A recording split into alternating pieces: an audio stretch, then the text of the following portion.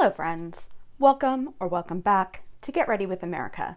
My name is SJ, and this month I'm getting you ready for next year's elections state by state. This video will be discussing Maryland, where they have a very big gubernatorial race happening next year.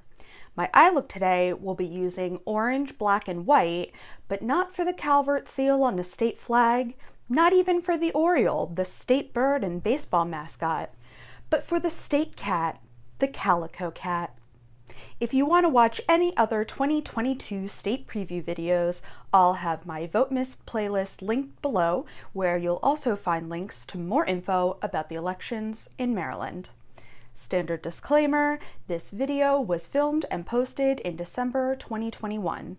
I hope the vast majority of the information I'm sharing will still be relevant whenever you're watching this up to the state's primary date, but most candidate filing deadlines are far off, and most candidates in Maryland haven't even filed yet, so something in this video could be outdated at this point.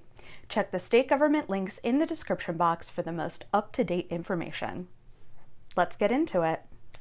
Democratic Senator Chris Van Hollen is running for a second term in the U.S. Senate. I wrote that sentence and then wrote the rest of this script, hoping to figure out more to write here, but there really isn't anything more to share. Maryland is very blue. Van Hollen will probably win the primary in general. Moving on. Maryland has 8 House districts which are gerrymandered all to hell. The first district is the only one represented by a Republican, 6th-term Rep. Andy Harris, and Democrats are really gunning for him after he joined the dissenting voices challenging Biden's win during the January 6th election certification, and also tried to bring a firearm into the Capitol. 2 Democrats have filed to run, a former diplomat and a former state delegate, and are collecting endorsements.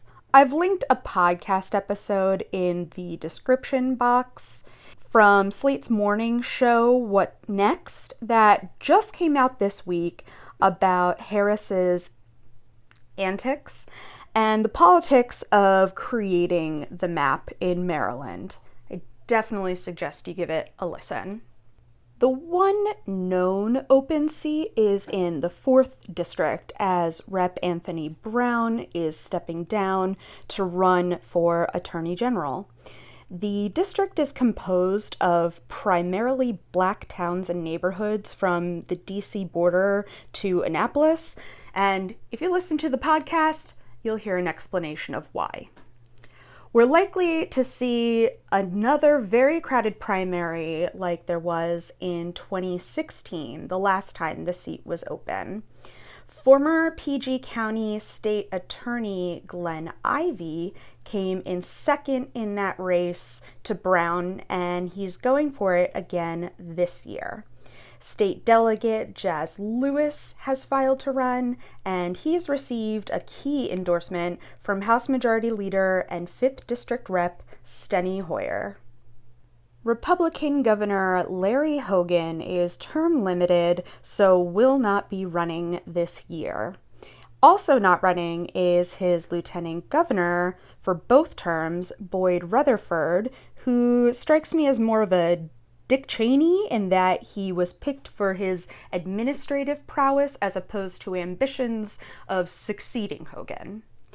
This leaves the race wide open for both parties, and it's certainly going to get crowded for both primaries.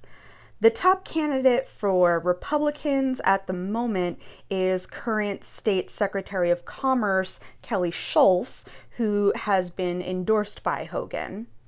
Then there's Daniel Cox, a state delegate who's been endorsed by Trump, but outside of some small pockets of the state, I don't think that's going to be very helpful, especially when his peers are endorsing his opponent.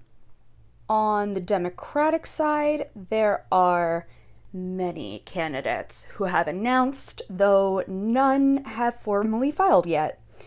in a tiered list. The top two candidates at the moment are current state comptroller Peter Franchot, who is sweeping up the endorsements from state and local legislators, and former DNC chairman and U.S. Secretary of Labor Tom Perez, who is obviously sweeping up the endorsements from organizations.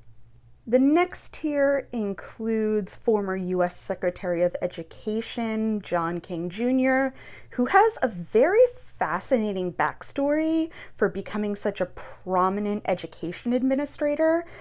Definitely look that up. And Wes Moore, an Army veteran, author, TV producer, and former nonprofit CEO who also seems fascinating. There are many more that have announced or are mulling a run, and we're likely to have a better understanding of the landscape for the Democratic primary in a few months. Attorney General and Comptroller are the other statewide offices that will be on the ballot. The entire legislature is up, and Democrats have a majority in both houses that matches the 2-to-1 voter spread in the state, so this is likely to stay as is.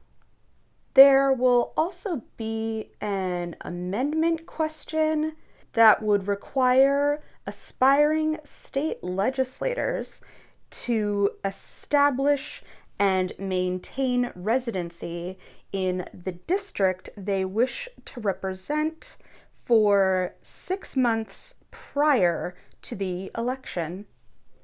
Apparently, we've got some wild carpetbagging going on in Maryland. Maryland's closed primary is on June 28th, and the deadline to change your party affiliation is June 7th. You can register when you go to vote in person. Those convicted of a felony can re-register upon the completion of your court-ordered sentence of imprisonment. 16 and 17-year-olds can pre-register, and you can vote in the primary at 17 if you'll be 18 for the general. There will be an early in-person voting period of June 16th to 23rd, or open vote by mail is available. Check the State Board of Elections website linked below for all the info you need, including the list of candidates that have filed for each office, updated hourly.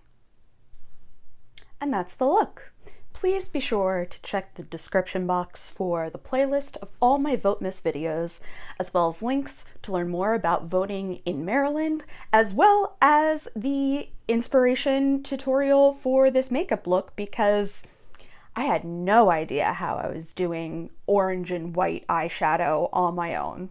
I'll be covering all 50 states and DC over the month of December, so stay tuned to learn about your state.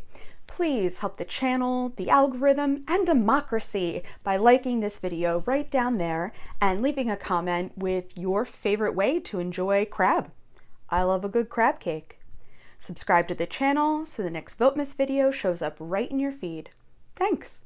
I'll see you again soon.